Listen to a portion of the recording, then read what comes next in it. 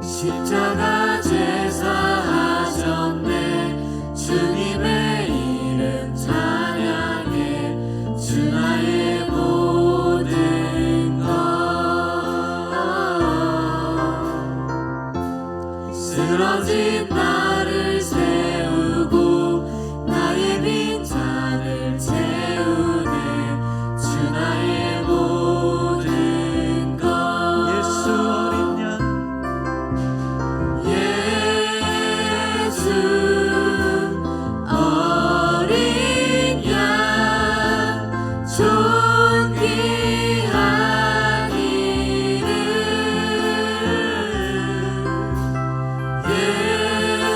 예수 어린 양, 존귀한 이름.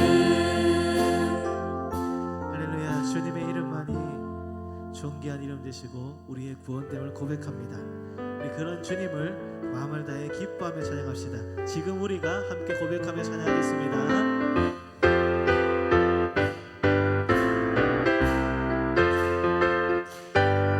지금 우리가 주님 안에 하나가 되어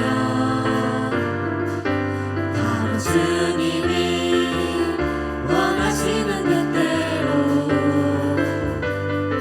주님의 크신 영광 높이는 노래가 되어 온 세상을 아름답게 하리라. 지금 우리가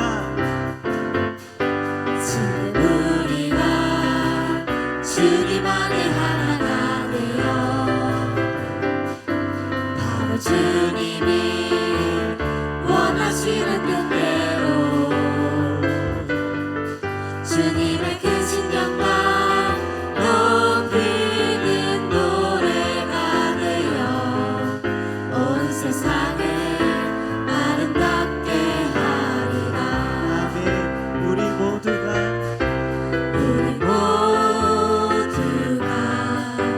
주를 노래하는 아름다운 소리로 하나가 되어 바로 이곳을 더욱 아름답게 하리라. 지금 우리가 주님 안에 하나가 되어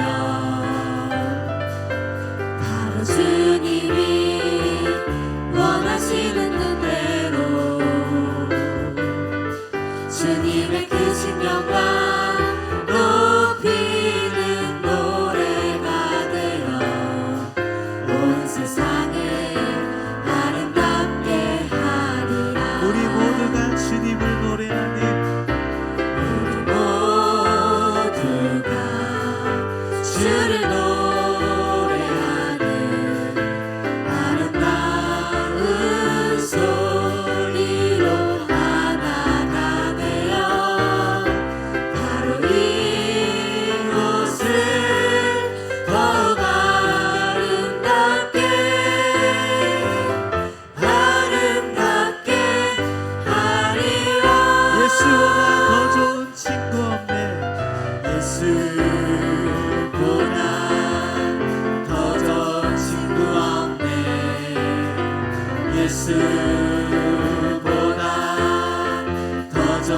친구 없네 예수 사랑 예수 사랑 참 좋은 예수 사랑 예수 사랑 참 좋은 예수 사랑 괴로울 때 다가와서 마음을 평해주네 신실하신 나의 참 친구 외로울 때 찾아와서 친구가 되어주네 사랑받는 나의 참 친구 주 예수 사랑하리라 나의 생명 다할 때까지 주 예수 사랑하리라 나의 생명 다할 때까지 한번 찬양합시다. 예수보다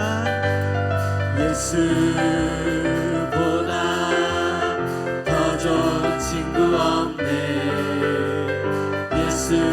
예수보다 더 좋은 친구 없네 예수 사랑 예수 사랑 참 좋은 예수 사랑 예수 사랑 참 좋은 예수 세상에서 세상에서 제일 가는 금으로 유혹해도 예수님만 사랑하겠네 세상에서 제일 높은 명예를 준다 해도 예수님만 따라가겠네 주 예수 사랑하리라 주 예수 사랑하리라 나의 생명 다할 때까지 주 예수 사랑하리라 나의 생명 다할 때까지 주 예수 사랑하리라 주 예수 사랑하리라 나의 생명 다할 때까지 주 예수 사랑하리라 나의 생명 다할 때까지 할렐루야. 마음을 다해 주님을 높이고 그 주님을 찬양하는 우리가 되었으면 좋겠습니다. 주의 손에 나의 손을 포개고 주의 발에 나의 발을 포개어 주와 함께 그 십자가의 그 사랑 앞으로 기꺼이 나아갈 수 있는 우리가 되길 소망합니다. 우리 주의 손에 나의 손을 포개고 함께 고백하며 찬양합시다. 주 보혈 날 정결케 하고 주 보혈 날 자유케 하니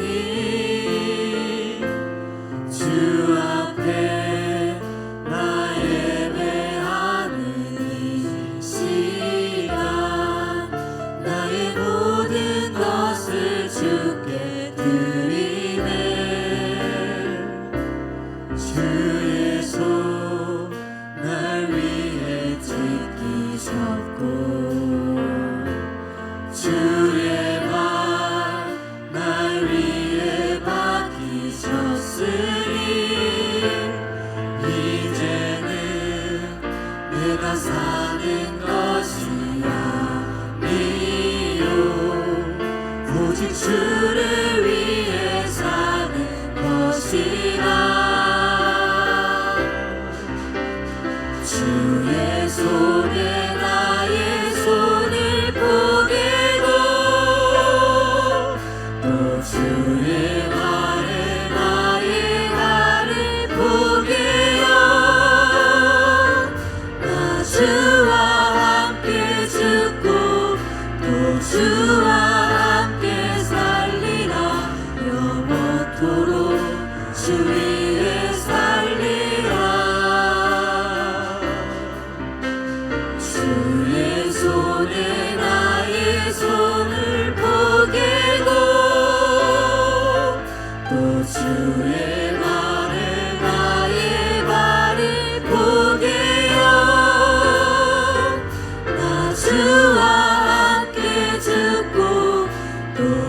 주와 함께 살리라 영원토록 주 위에 살리라 주 위에 살리라 주 보혈 날 정결케 하고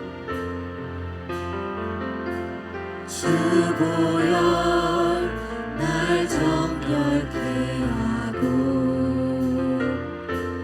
주 보혈 날 자유케 하니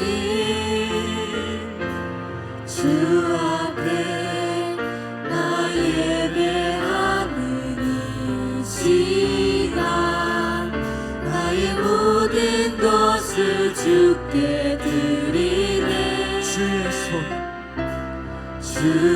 손 날 위해 지키셨고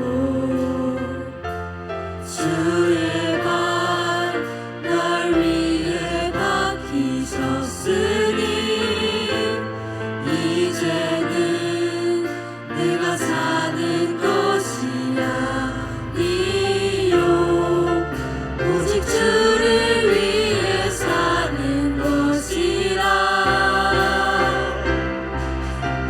주의 손에 나의 손을 포개고 또 주의 발에 나의 발을 포개어 나 주와 함께 죽고 또 주와 함께 살리라 영원토록 주 위에 살리라 주의 손에 나의 손을 포개고 또 주의 발에 나의 발을 포개어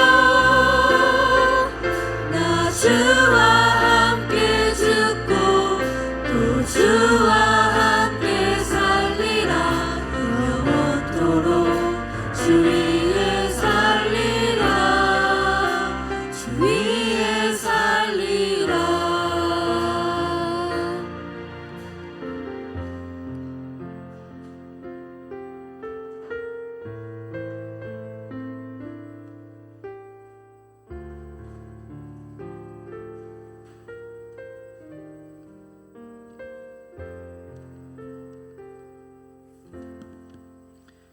김현순 권사님 기도해 주시겠습니다.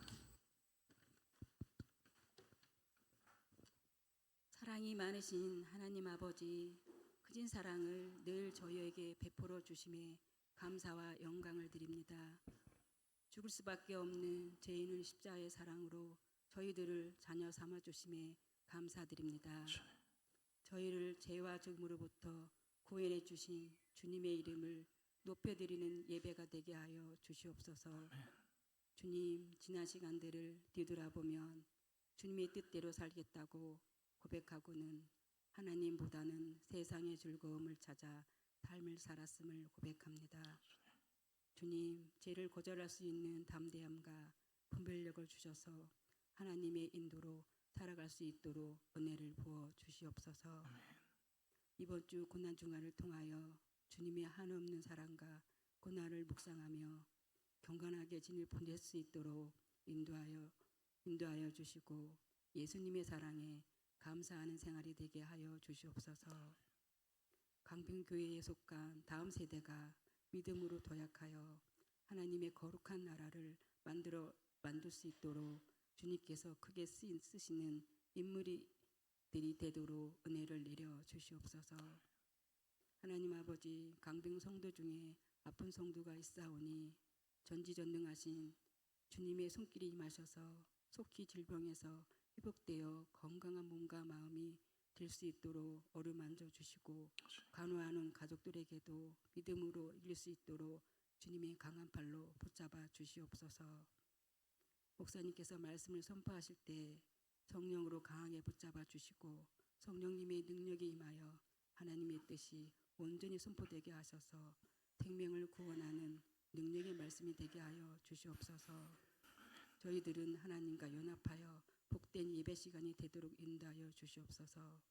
감사하며 사랑이 많으신 예수님의 이름으로 기도드렸사옵나이다.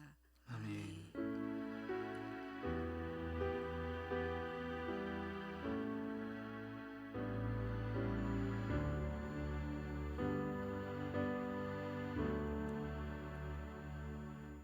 창세기 13장 14절에서 18절까지 말씀입니다. 제가 읽어드리겠습니다. 롯이 아브라함을 떠난 후에 여호와께서 아브라함에게 이르시되 너는 누르들어 너 있는 곳에서 북쪽과 남쪽 그리고 동쪽과 서쪽을 바라보라. 보이는 땅을 내가 너와 내 자손에게 주리니 영원히 이르리라. 내가 내 자손이 땅의 티끌 같게 하리니 사람이 땅의 티끌을 능히 셀 수 있을진데 내 자손도 세리라. 너는 일어나 그 땅을 종과 횡으로 두루 다녀보라. 내가 그것을 내게 주리라. 이에 아브라함이 장막을 옮겨 헤브론에 있는 미므의 상수리 수풀에 이르러 거주하며 거기서 여호와를 위하여 제단을 쌓았더라. 아멘. 오늘 말씀을 살펴보기 전에 잠시 창세기의 구성을 알아보고자 합니다. 창세기 초반부 1장에서 11장을 통해 세상의 창조와 그리고 그곳에서 처음으로 살아가는 인류의 모습을 담고 있습니다. 그러다가 12장부터 53까지는 하나님의 시선이 갑자기 전체 인류에서 하나의 믿음의 가문으로 옮겨집니다. 아브라함부터 이삭, 야곱, 요셉까지 이어지는 믿음의 가문의 이야기입니다. 성경을 읽다 보면 가장 중요한 것은 바로 하나님의 시선이 어디에 있느냐 하는 것입니다. 결국 하나님의 시선이 머무는 곳이 하나님의 뜻이기 때문입니다. 그렇다면 이제부터 하나님의 뜻은 전체 인류가 아닌 하나의 가문으로부터 시작될 새로운 민족을 향해 있음을 알 수 있습니다. 즉 새로운 구원의 계획이 시작되고 있는 것입니다.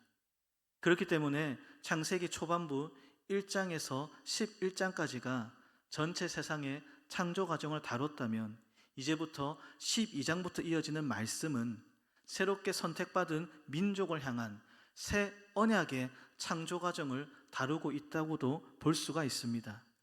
이 새 언약이 어떻게 선포되고 어떻게 이 땅에 이루어가는지를 아브라함부터 요셉까지 이르는 가문을 통해 자세히 보여주고 있기 때문입니다. 이 사실을 먼저 이해하고 오늘 본문을 살펴보고자 합니다. 오늘 본문은 조카 롯이 아브라함을 떠난 후 홀로 남겨진 그에게 다시금 언약을 맺으시는 모습입니다. 참으로 아름답고 가슴 벅찬 장면이기도 합니다. 하지만 여기까지 도달할 동안 아브라함에게는 여러 가지 사건들이 있었습니다. 그렇다면 이렇게 가슴 벅찬 언약을 맺기까지 어떠한 일들이 있었을까요? 우리는 이 놀라운 언약이 과연 어떤 과정 속에서 이루어지게 되었는지를 함께 살펴보고자 합니다.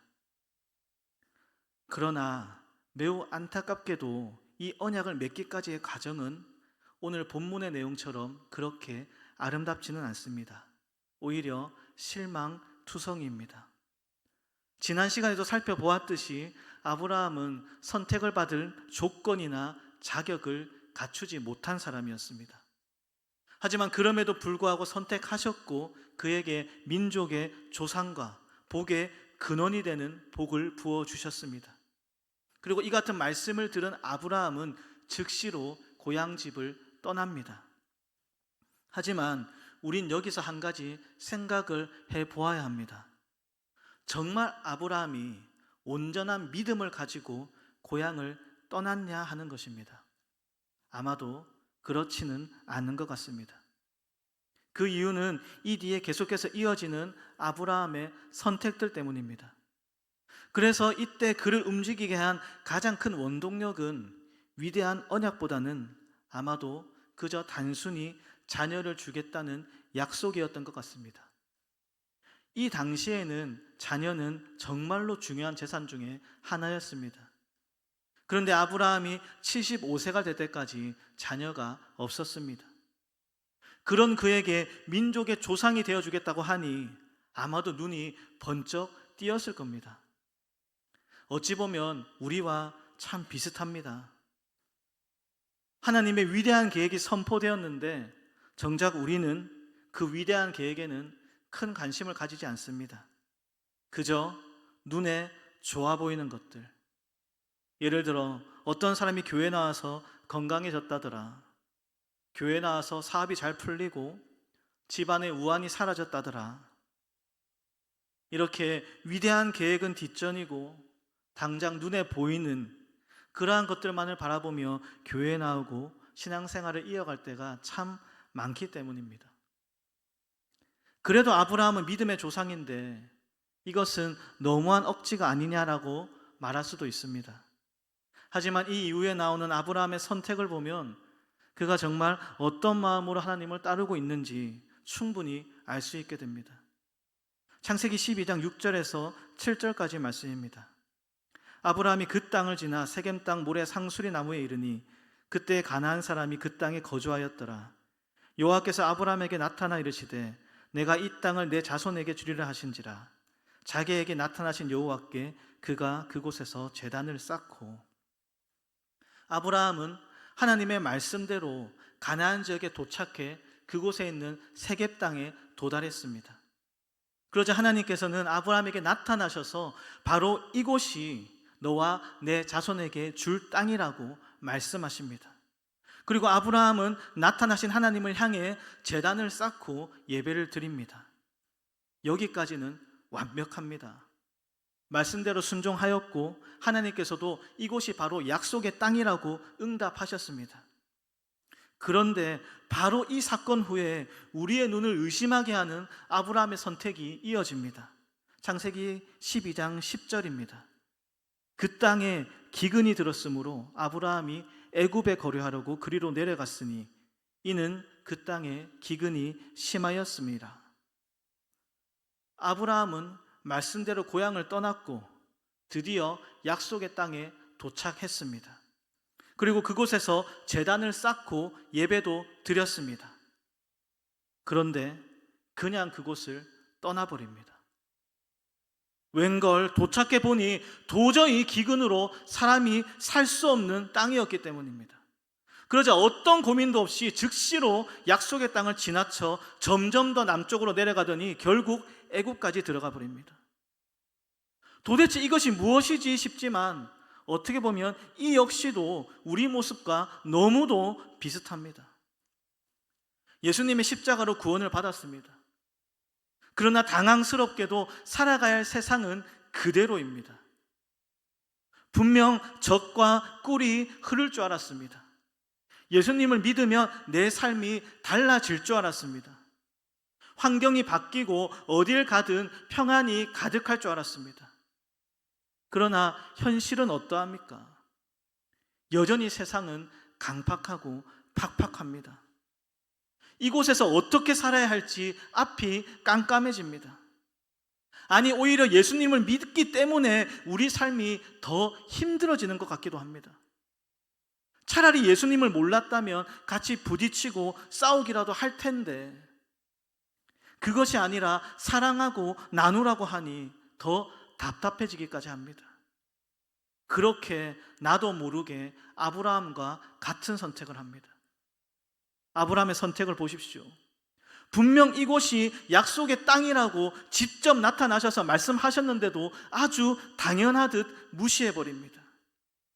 아니, 지금 이곳에서 도대체 어떻게 살라는 말이야? 라고 말입니다. 제단은 쌓고 예배는 드리겠지만 삶은 현실이기 때문에 약속의 땅을 지나칩니다. 철저히 삶과 예배를 분리해버립니다. 우리와 너무도 같지 않습니까? 매주 예배를 드리고 수많은 말씀을 듣지만 정말 그 말씀이 우리의 삶에서 열매를 맺고 있습니까? 정작 삶의 현장에 놓이면 아주 당연하듯 세상의 상식에 맞춰 살아갑니다. 물론 그렇다고 적극적으로 악한 일을 하거나 죄를 짓는 일에 앞장서지는 않겠지만 기본적으로 세상의 방식대로 살아갑니다. 예수님의 비유의 말씀처럼 아무리 말씀의 씨앗이 마음에 뿌려져도 단 하나도 열매를 맺지 못합니다. 우리 안에 세상의 근심과 걱정들이 여러 가지 사회적 시선들이 가시나무가 되어서 뿌리 내리지 못하는 바위가 되어서 말씀을 쪼아먹는 새들이 되어서 말씀의 씨앗은 다 사라져버리고 맙니다. 결국 예배와 삶이 철저히 분리되어 살아갑니다. 그렇게 아브라함은 위대한 약속의 말씀을 듣고 고향을 떠났지만 정작 도착한 약속의 땅을 아무 고민 없이 그대로 지나쳐 내려갑니다. 그리고 자신의 눈에 좋아 보이는 애굽으로 들어갑니다. 하나님의 약속이 아닌 세상의 화려함으로 그대로 들어가 버립니다. 그런데 여기서 아브라함은 더 경악할 행동을 합니다. 창세기 12장 13절입니다. 원하건대 그대는 나의 누이라 하라. 그러면 내가 그대로 말미암아 안전하고 내 목숨이 그대로 말미암아 보존되리라 하니라. 자신의 아내가 너무도 아름다웠기 때문에 암만 생각해도 애굽 사람들이 자신을 죽이고 아내를 뺏어갈 것 같았습니다. 그래서 내린 결론이 아내를 누이라고 속이는 것입니다. 그런데 이것이 얼마나 경악할 행동입니까? 지금 아브라함이 하나님을 따라 나선 가장 큰 이유가 무엇입니까? 바로 민족의 조상으로 삼게 해준다는 약속이었습니다. 즉 자신에게 자녀가 생긴다는 이 약속으로 고향을 떠났습니다. 그런데 그가 그런 아브라함이 아내를 누이라고 속이고 있습니다. 그리고 그 결과로 애굽 왕은 어마어마한 재물을 주고 그의 아내를 데리고 가버립니다. 결국 이렇게 어처구니 없는 선택으로 하나님의 언약 자체가 무너지게 될 상황이 되었습니다. 자녀를 통하여 새로운 민족을 세우겠다고 약속하셨는데 정작 이렇게 아내를 넘겨버리면 이제는 자녀가 생길 수가 없습니다. 도대체 이게 무슨 일입니까? 이렇게 아브라함의 선택들을 살펴보면 그가 도무지 하나님의 언약을 이해하지 못했다는 것을 알 수 있습니다. 하나님께서는 모든 복을 부어주시면서 아브라함에게 단 하나 떠날 것을 말씀하셨습니다. 모든 걸 주셨지만 그러나 이러한 조건 없는 은혜 속에서도 단 하나 끝까지 원하셨습니다. 바로 떠나는 것입니다. 그럼 왜 하나님은 굳이 떠나라고 하셨을까요? 이것은 지형적인 의미도 있지만 그보다 더 중요한 건 이제부터 하나님의 사람들은 세상의 기준과는 다른 기준으로, 다른 관점으로 살아야 함을 말씀하고 있는 겁니다. 복음서에 등장하고 있는 예수님은 제자들의 질문 앞에 자주 동문서답으로 말씀하셨습니다. 끊임없이 이 땅의 일을 묻는 제자들에게 언제나 예수님은 한결같이 하늘의 이야기를 들려주십니다. 진정한 복은 낮아짐으로 누리게 되는 하늘의 영광임을 말씀하십니다. 즉 그들의 관점을 바꾸십니다. 세상의 기준이나 세상 속에서 그들이 동경하는 삶이 아니라 하나님의 사람들은 하나님 안으로 들어와야 합니다. 바라시는 건 바로 단 하나 이것입니다. 아무 조건 없이 선택하시고 사랑하시는 이 은혜는 이제 우리로 하여금 하나님 품 안으로 완전히 들어오길 원하십니다. 하지만 아브라함은 이것을 이해하지 못했습니다. 그저 자신이 이제껏 살아왔던 삶의 경험과 방식대로만 여전히 살았습니다. 그런데 놀랍게도 바로 이러한 실패의 자리 속에서 위대한 언약의 힘이 나타나기 시작합니다. 보십시오. 아브라함은 언약을 맺을 자격이 하나도 없습니다. 하나님 입장에서는 얼마나 화가 나고 분통이 터졌을까요? 직접 나타나셔서 바로 이곳이다, 이 땅이다 라고 말씀하셨는데 뒤도 안 돌아보고 그 땅을 떠납니다. 너를 민족의 조상이 될 거라고 말씀하셨는데 정작 자신의 아내를 넘겨버립니다. 도대체 이보다 황당한 일이 어디 있습니까? 그냥 즉시로 언약을 파기하고 새로운 사람을 찾아 나서는 것이 훨씬 합당해 보입니다. 그러나 이렇게 말도 안 되는 선택을 반복하는 아브라함인데도 하나님은 그 약속을 거두지 않으십니다. 이미 그 모든 걸 아시고 그와 언약을 맺으셨기 때문입니다. 그래서 아무리 넘어지고 실패하여도 끝까지 기다리시며 함께 하십니다. 자, 이러한 실패의 자리에서 언약의 위대한 힘은 어떻게 나타나고 있을까요? 창세기 12장 17절입니다. 여호와께서 아브라함의 아내 사레의 일로 바로와 그 집에 큰 재앙을 내리신지라. 잘못은 모두 아브라함이 했습니다. 애굽 왕은 단 하나도 잘못한 게 없습니다. 억지로 뺏어온 게 아닙니다. 그에 합당한 대가를 치렀습니다. 아니, 오히려 넘치도록 주었습니다. 창세기 13장 2절은 이렇게 기록합니다. 아브라함에게 가축과 은과 금이 풍부하였더라. 이렇게 넘치게 주었습니다. 그런데 재앙은 아브라함이 아닌 애굽 왕이 당합니다. 이것이 하나님의 은혜입니다. 분명히 실수투성이의 삶인데 오히려 그 속에서 지키고 보호하십니다. 우리의 삶을 가만히 되돌아보면 소름 끼치는 순간이 얼마나 많습니까? 온통 실수하고 죄로 가득한 삶인데 하나님께서는 그 속에서도 우리를 지키셨고 이때까지 기가 막히게 인도해 오셨습니다. 바로 이것이 이제부터 보여주는 하나님의 언약입니다. 이렇게 늘 실수만 하고 실패만 반복하는 우리를 결단코 외면하지 않으십니다. 이미 이 모든 걸 다 아시기에 그럼에도 불구하고 사랑하시기로 작정하셨기 때문입니다. 그리고 심지어는 실패의 자리에서 부들부들 떨고 있는 우리에게 오히려 너는 나의 자녀다라고 말씀하십니다. 부모가 어떻게 자녀를 버릴 수 있겠습니까?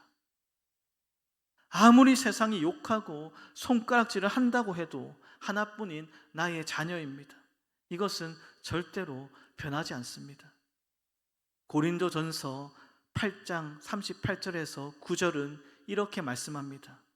내가 확신하노니 사망이나 생명이나 천사들이나 권세자들이나 현재일이나 장래일이나 능력이나 높음이나 깊음이나 다른 어떤 피조물이라도 우리를 우리 주 그리스도 예수 안에 있는 하나님의 사랑에서 끊을 수 없으리라. 그 누구도 끊을 수 없습니다. 이것이 우리와 세운 하나님의 언약입니다. 아브라함은 약속이 뭔지도 모른 채 따라 나섰습니다. 그러다 이러한 일련의 사건을 겪고 나서야 비로소 아브라함은 이 약속이 무엇인지 깨닫게 됩니다. 창세기 13장 9절에서 아브라함은 조카 롯에게 이렇게 말합니다. 내 앞에 온 땅이 있지 아니하냐. 나를 떠나가라. 내가 좌하면 나는 우하고 네가 우하면 나는 좌하리라. 애굽에서 엄청난 재물을 가지고 나온 아브라함은 이 재물 때문에 조카 롯과 다툼이 벌어집니다. 그래서 아브라함은 우리가 다투는 것이 옳지 않으니 너의 재물을 가지고 거할 곳을 선택하라고 말합니다.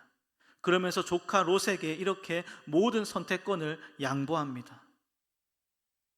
이것은 사실상 답이 정해진 선택이었습니다. 아브라함과 롯은 가나안 땅에 기근이 들었기 때문에 애굽으로 내려갔습니다.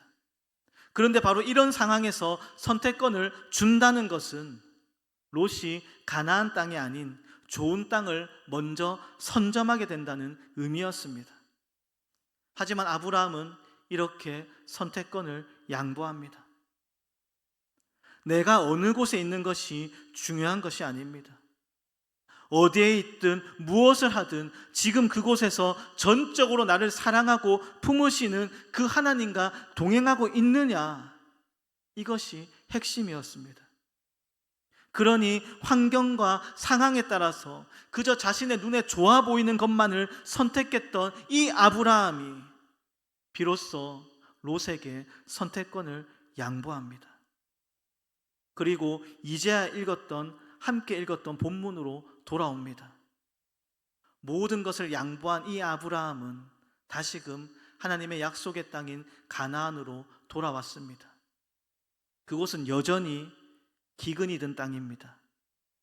하지만 이제는 그의 시선이 달라졌습니다. 그러자 하나님께서 다시금 아브라함에게 위대한 언약을 세우십니다. 눈을 들어 사방 어디를 바라보아라.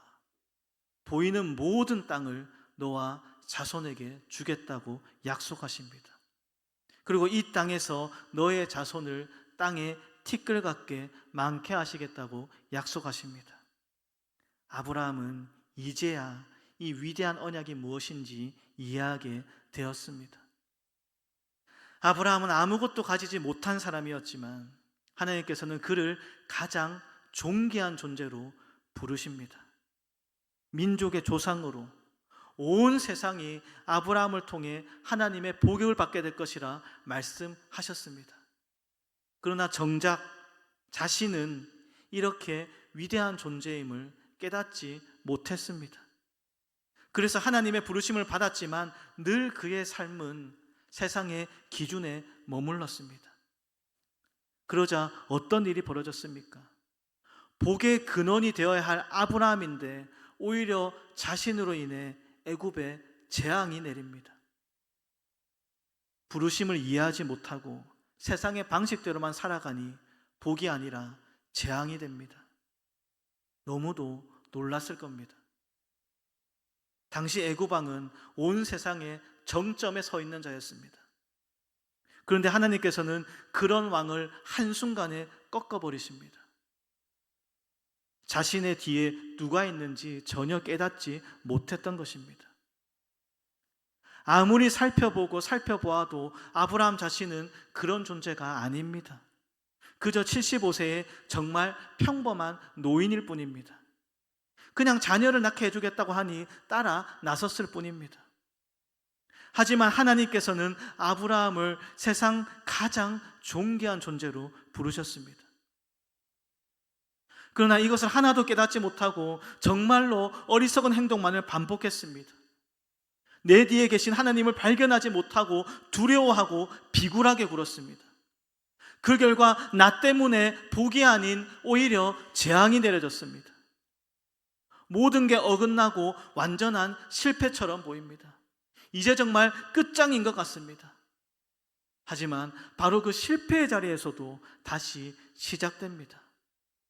그럼에도 불구하고 약속은 변경되지 않습니다. 그럼에도 불구하고 사랑하십니다. 괜찮다. 다시 일어나라고 말씀하십니다. 그러자 아브라함은 비로소 나눔의 삶으로 돌아섭니다. 이제껏 눈에 좋아 보이는 대로만, 그저 자기 마음에 드는 대로만 움직였던 아브라함이 조카 롯에게 모든 것을 양보합니다. 자신이 어떠한 존재인지, 어떠한 사랑을 받고 있는지 바로 비로소 깨달았기 때문입니다. 이 위대한 언약과 사랑은 단순히 아브라함에게만 주어진 것이 아닙니다. 아브라함에게 시작된 이 언약은 그의 자녀인 이삭으로부터 야곱, 요셉까지 이어지더니 결국 예수 그리스도를 통해 지금 여기에 앉아있는 우리 모두에게까지 그대로 이어졌습니다. 아니, 오히려 예수님의 십자가로 더욱 분명하고 견고하게 맺어졌습니다. 그렇다면 우리는 어떠합니까? 나로 인해 주위 사람들이 행복해하고 감사해합니까? 아니면 행여나 아브라함처럼 나로 인해 주위 사람들이 힘들어하거나 불편해하지는 않습니까? 나 역시 나의 모습을 돌아보면 한없이 부족해 보입니다. 너무 평범하고 보잘것없이 보입니다. 내가 어떻게 위대한 사람이냐고 헛웃음이 나올 수도 있습니다. 그렇기 때문에 여전히 나의 삶은 하나님의 말씀보다는 세상의 방식대로 살아갈 때가 많을지도 모릅니다. 하지만 그럼에도 불구하고 사랑하십니다. 우리에게 주어진 약속은 상황에 따라 바뀌고 깨어지는 약속이 아닙니다. 세상 어떤 것으로도 끊을 수 없는 견고한 약속입니다. 그렇기에 지금도 우리를 기다리고 계십니다. 다시 일어나 걸어가길 원하십니다. 세상의 빛과 소금으로 당당히 일어나기를 원하십니다.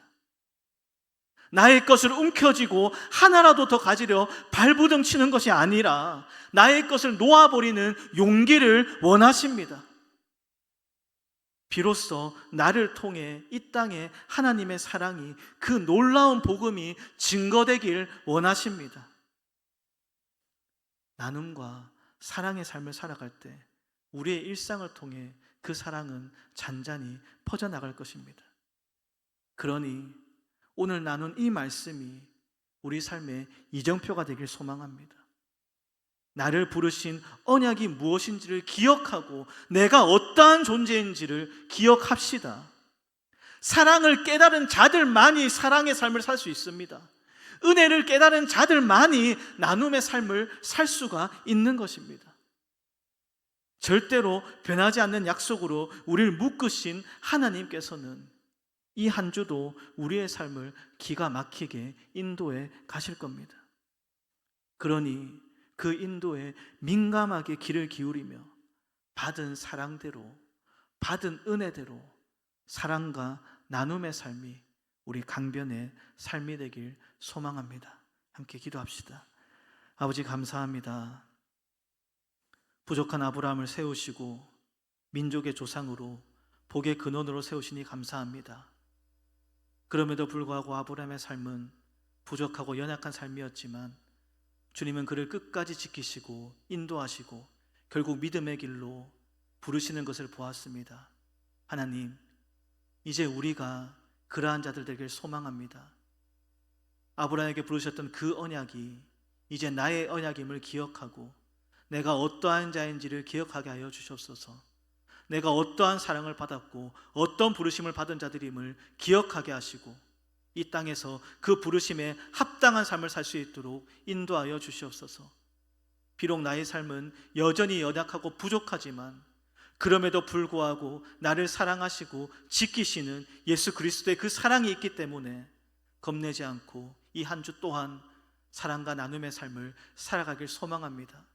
우리 강변의 성도들이 거하는 곳곳마다 예수 그리스도의 사랑이 울려 퍼지게 하시고 가는 곳곳마다 그리스도의 은혜가 넘쳐날 수 있도록 함께하여 주시옵소서. 살아계신 예수 그리스도 이름으로 기도드립니다. 예수 그리스도의 사랑과 하나님의 은혜와 성령의 교통하심이 강변의 성도님들 모두 머리 위에 영원토록 함께 있을지어다. 아멘.